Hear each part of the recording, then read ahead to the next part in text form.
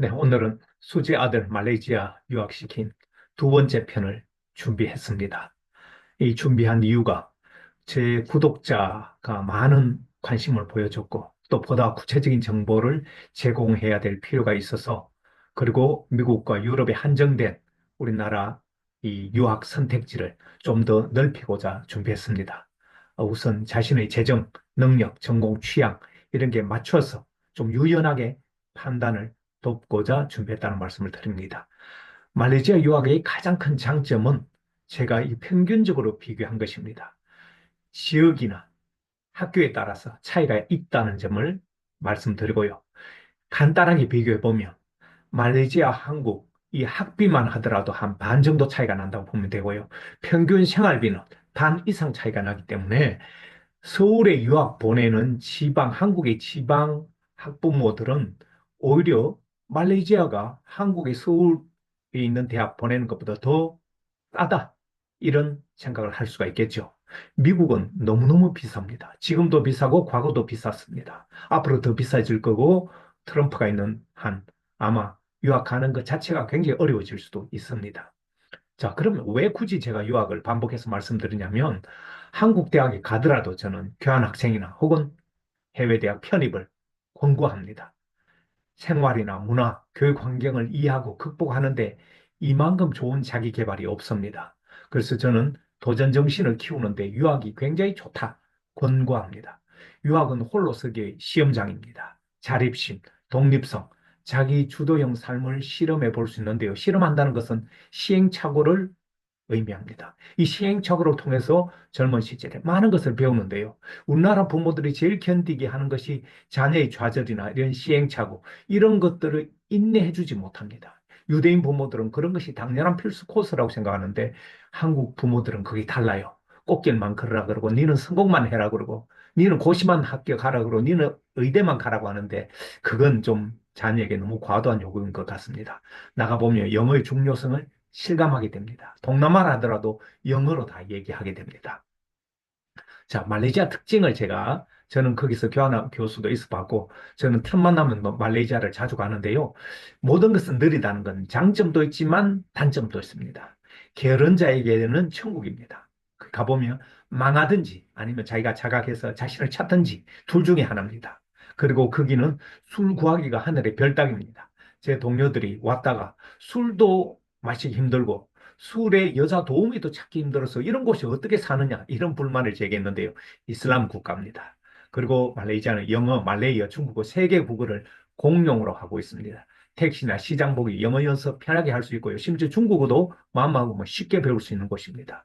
말레이시아인들이 매우 친절합니다. 특히 한국인들에게는 너무 따뜻하고 친절하게 대해줘서 한국인들이 해외 가서 이렇게 대우받아 보기가 쉽지 않습니다. 그래도 말레이시아 유학은 우리나라 국민에게 안중에 없습니다. 물론 지금은 인식이 조금씩 바뀌었다고는 하지만 그래도 내 자식은 그런 곳에 안 보낸다는 중상류층 이상들은 그런 인식을 갖고 있어요. 한국 부모들의 무시, 특히 동남아에 대한 그런 것이 있고요. 또 한국 부모들의 오만과 편견이 하늘을 찌릅니다. 자식 최고주의. 내 자식은 꽃길만 하고 나같이 고생하지 말고 성공만 하라고 하는데 인생을 살아보면 그렇지 않다는 걸 알면서도 어리석은 부모들이 자식을 망치는 경우 많이 봤습니다. 그리고 심지어 한국 대학생들도 제가 데리고 미국이나 말레이시아, 캐나다 이런 데 가보면 학생들이 태도가 완전히 달라져요. 미국이나 캐나다는 자기 돈 내고 어학연수 가는데도 학생들이 주눅 들어있고 질문도 제대로 못하는데 동남아나 이 필리핀이나 말레이시아 가면 학생들이 오만해서 선생을 바꿔달라라든가 하지 말라는 담배도 화장실에서 함부로 피우고 이런 오만한 태도를, 이중적인 태도를 보게 됩니다. 아, 정말 저는 그런 것들을 극복해야 될 우리는 하나의 문제라고 생각하는데요. 이 헬프 대학은 대학 이름입니다. 제 아들이 다니는 학교인데 학교 이름도 헬프입니다. 사람들이 웃더라고요. 뭐 떨어진 자들이 여기 오라. 맞습니다. 많은 떨어진 자들이 여기 와서 공부하고 있는데요. 그렇지만 말레이시아에서는 어, 어떻게 보면 명문 사립대학교입니다. 이름이 쉽죠. 헬프 대학. 아, 그렇지만 그런 데서 공부를 잘하면 해외 그러니까 영국이나 미국이나 호주든 어디든 유학 갈 수 있는 그런 트윈 프로그램 이런 것들이 잘 되어 있습니다. 자, 저는 다시 말씀드리지만 자식이 귀할수록 역경을 실험하라. 저는 내 자식을 왜 말레이시아 보내느냐라고 묻는 사람들에게 그런 이야기를 합니다. 학비 문제 외에 부모가 다루기 힘든, 부모가 하기 힘든 그런 역경 극복 기회를 자연스럽게 주게 됩니다. 여러분, 더운 기후, 이런 것은 놀기에는 좋지만 공부하기에는 굉장히 힘듭니다.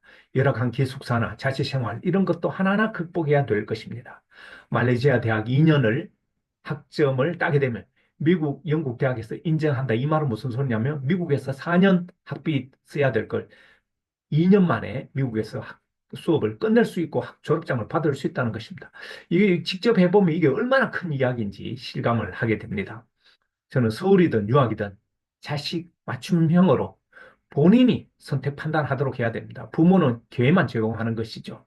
유학은 찾지 말고 자식이 직접 유튜브든 뭐 유학원이든 이런 정보를 찾아서 자기 것을 만들어서 부모 앞에 브리핑 하도록 만들어 봐야 됩니다. 네가 왜 유학 원하는지 아니면 서울 원하는지 부모는 이제 부모 삶에 집중해야 될 때입니다.